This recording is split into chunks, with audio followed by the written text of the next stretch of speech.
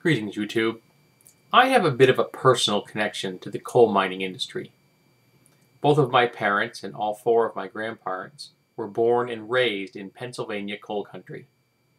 Two of my great-grandfathers died of black lung, which is a disease you get from working in coal mines. My paternal grandfather worked in the coal mines as a teenager, and I can remember as a child shoveling coal into a wheelbarrow so I could take it from the front of my grandparents' house to the back of my grandparents' house in their basement so I could then stoke the furnace. So you could say that there's coal dust in my blood.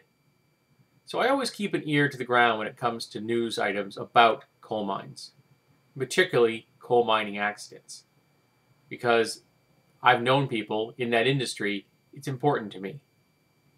And in the last week, we heard about the West Virginia mining accident where 25 miners died. I was appalled. I said a prayer for them, and I hope that their families can overcome this as best as possible. But then yesterday, I saw a news item that didn't just make me sad, it pissed me off. Apparently, the coal company that these miners worked for had 57 safety violations in the past month. So far, they've killed 3 miners in the last 12 years. Now, the total is up to 28. I'm thinking if they had maybe followed the safety guidelines laid down by the mining industry, these 25 men would still be with us. But they didn't. And I can't think of a better example of why the federal government cannot allow any industry in this nation to regulate itself. None of them. Not manufacturing, not finances, nothing can be allowed to regulate itself. There must be external regulations at all times. Now, I am aware that this statement is going to horrify any libertarians that view this video.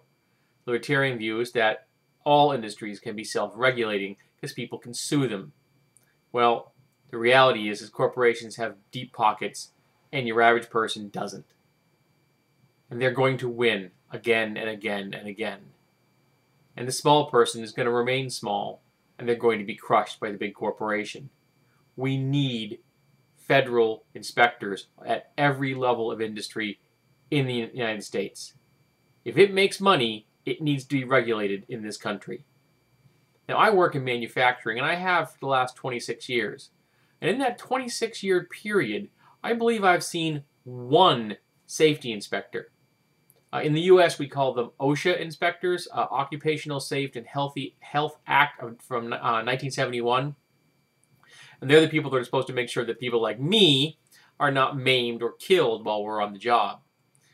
So I'm thinking 26 years and I've seen one inspector, maybe there aren't enough safety inspectors. So not only do I want to see more safety inspectors, and have much more stringent safety standards everywhere. But I want those safety inspectors to be given a whole lot more power individually. I want them to carry badges, pistols, and handcuffs. I want them to be able to slap iron on CEOs when someone has an accident and they are culpable. And when the fines are levied against these people, I don't want them to be flat fees. I don't want it to be like X amount of dollars for maiming an arm or X amount of money for someone being killed. I want the fines to be a percentage of gross earnings. Not net, gross. I want to hit these corporations in the only place you can hit them and they give a crap about. And that is in the wallet. And I want to hit them hard. Because there is nothing in the world, no amount of money, there is no amount of profit that is worth a single person's life or worth an individual being maimed forever. And if you get maimed in this country, the payout is not large. You can sue, of course, and everyone does. But those lawsuits can take a long time to pay off, and juries often award a lot, but then it gets knocked down later as it gets appealed. And you have bills to pay. So a lot of people just will say, okay, I'll take X amount of money if we end this lawsuit now and I get my money. We need more regulation in this country. We need to protect the workers, not the corporations. Corporations take care of themselves just fine. But we need to take care of the voters, the American citizens, the blue-collar workers, even the low-level white-collar workers who can get injured at work just as easily as blue-collar workers can. We need to stop taking care of the fat cats and start taking care of the little fry.